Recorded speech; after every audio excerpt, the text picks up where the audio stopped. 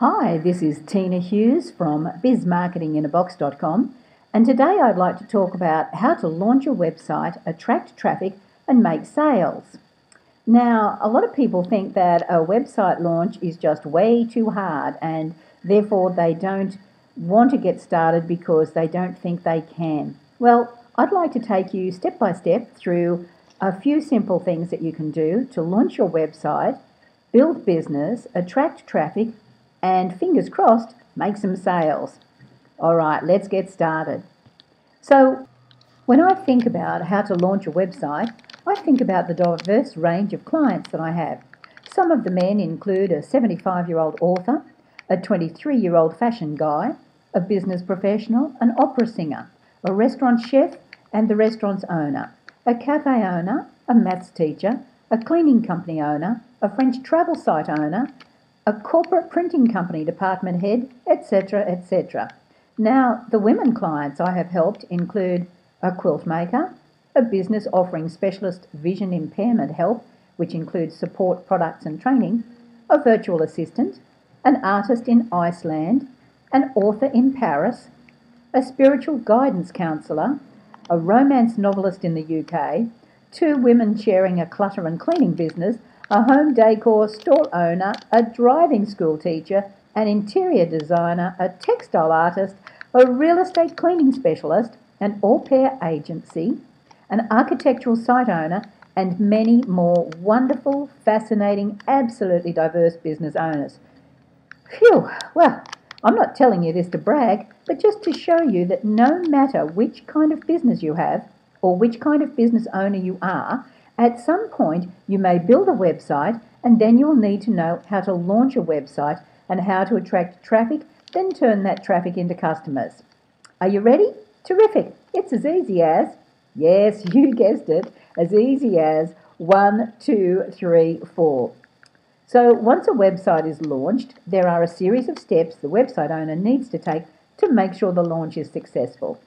Step number 1, capture the visitor email names. Now, I'm constantly amazed at how many website owners do not collect email names.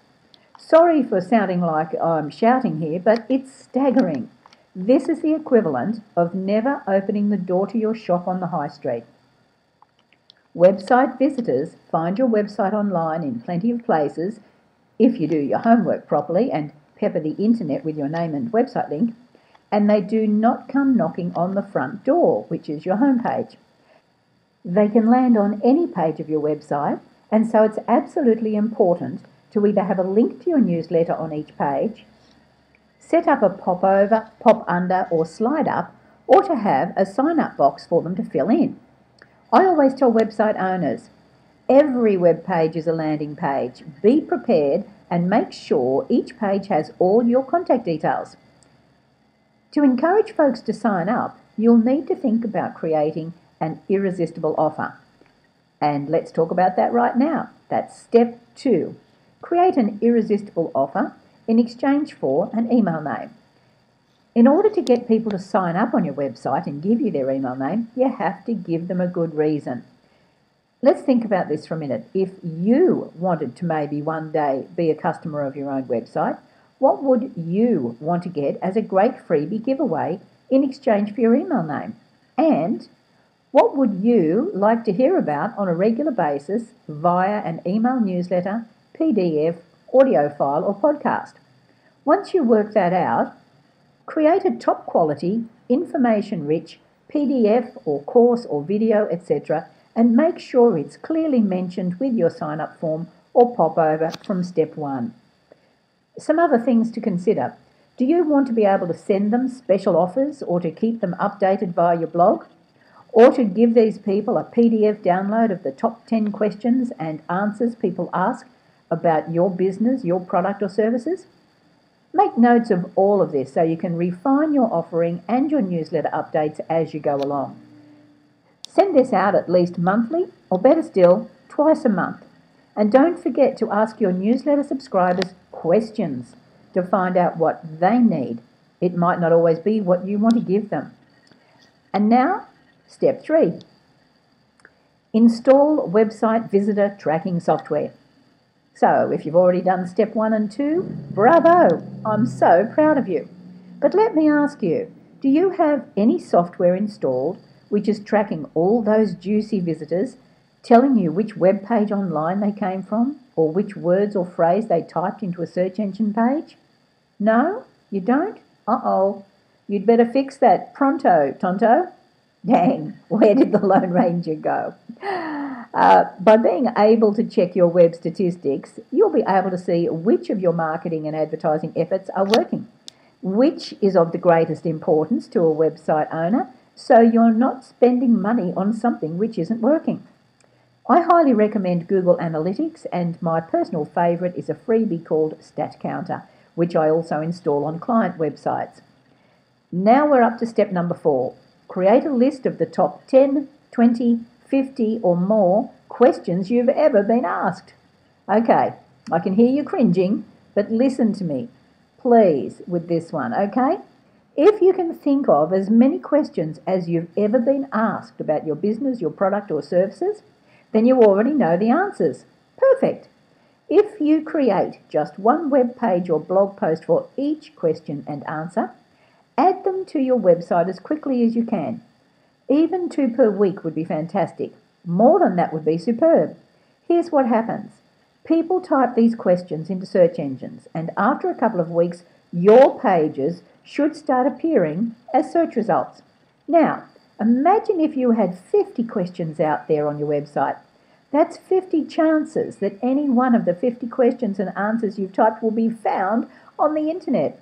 And the best bit? Your competitors won't even consider doing this, so you'll beat them hands down. Woohoo! Now, I have something really important to say. If you do nothing else for your website or your business, please, please, please, do steps 1, 2, 3 and 4 as the most important first steps to owning a website for your business. Once you've successfully completed steps 1, 2, 3 and 4, you might be ready to do some more marketing. If you want to boost your website even more and give it more chances to be found online, read these following suggestions that are on my page on my website. If any of them sound doable, then try that one. Whatever you do, don't try to do too many things at once. Just pick one, finish it completely and pat yourself on the back as a job well done. When you're ready, try another technique until you've completed it, etc., etc.